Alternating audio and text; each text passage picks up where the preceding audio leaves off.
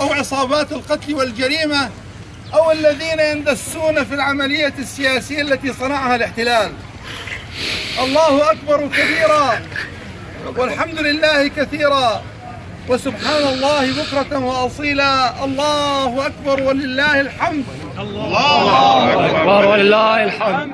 اقرأوا الفاتحة على أرواح الشهداء بعد الانتهاء من الخطبة، فهذا المكان سقط فيه أهلكم وأبناؤكم وإخوانكم. في زمن النظام السابق كانوا يعدمون في هذا المكان، واليوم يقتلون في الشوارع، والجهة القاتلة واحدة. الجهة القاتلة واحدة هي المخابرات العدوة للإسلام والمسلمين، من المخابرات البريطانية إلى المخابرات الأمريكية إلى الجواسيس المندسين في هذا الشعب منذ 100 عام وإلى اليوم، وإلى الذين يسخرون بالتكفير والقتل والتفجير من الإرهابيين القتل المجرمين. كلهم ينفذون مخططا واحدا ويسيرون وفق منهج واحد.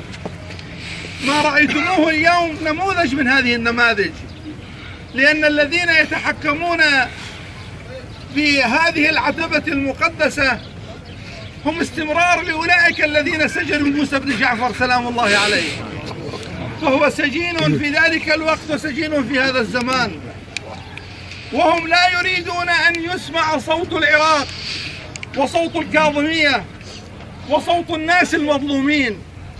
لا يريدون لأحد أن يطالب بحق، لا يريدون لأحد أن يدعو إلى الاستقلال وإلى الوحدة، لا يريدون لأحد إلا أن يكون مثلهم خائنا عميلا مذعنا في زمن الصداميين، خانع لهم ذليل عندهم.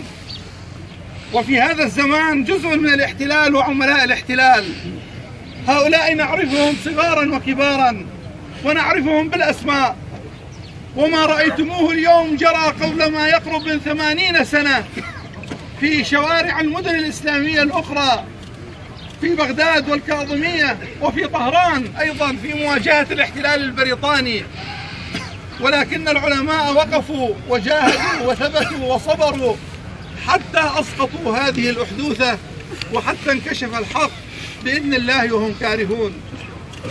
اللهم انصر الإسلام والمسلمين. آمين. واخذل الكفار والمنافقين. آمين. بسم الله الرحمن الرحيم. والعصر إن الإنسان لفي خسر إلا الذين آمنوا وعملوا الصالحات وتواصوا بالحق وتواصوا بالصبر.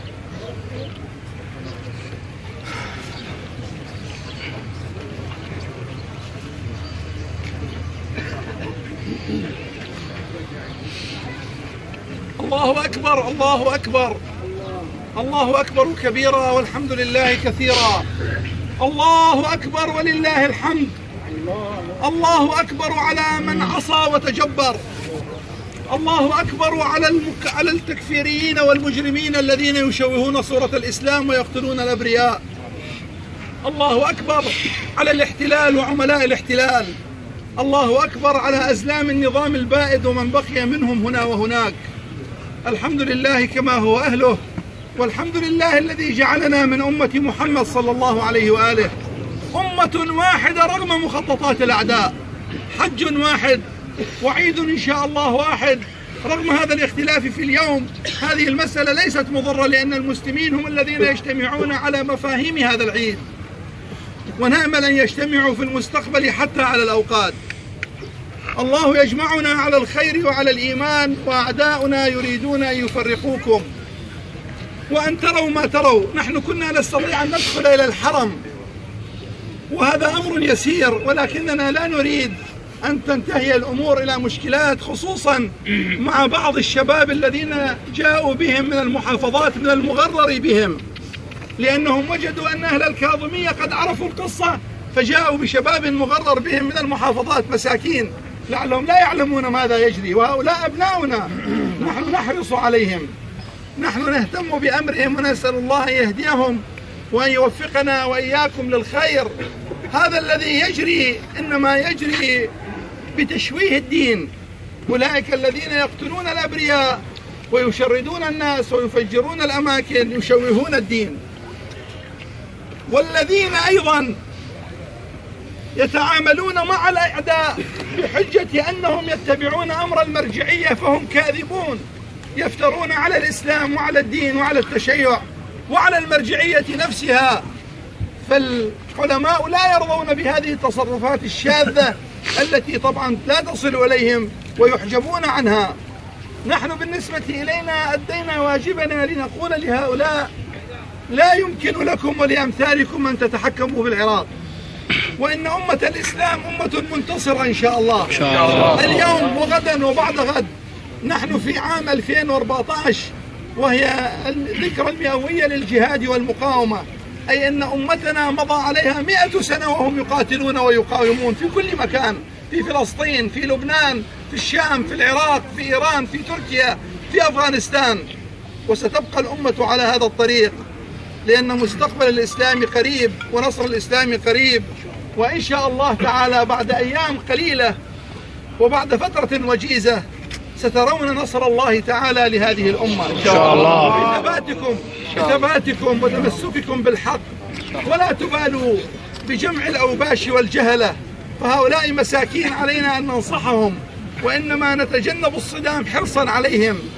أما العقارب المدسوسة فنحن نعرفها سابقا وقد كشفها الله، ونعرفها اليوم وسيكشفها الله سبحانه وتعالى. اللهم انصر الإسلام والمسلمين. آمين. الكفار والمنافقين. آمين. اللهم أرجع حجاج بيتك الحرام إلى ديارهم سالمين غانمين. آمين. اللهم من أراد بالمسلمين خيرا فوفقه لكل خير. آمين. ومن أراد بهم سوءا فرد كيده إلى نحره يا رب العالمين. آمين. بسم الله الرحمن الرحيم. إنا أعطيناك الكوثر فصل لربك وانحر إن شانئك هو الأبتر. صلوا على محمد وآل محمد.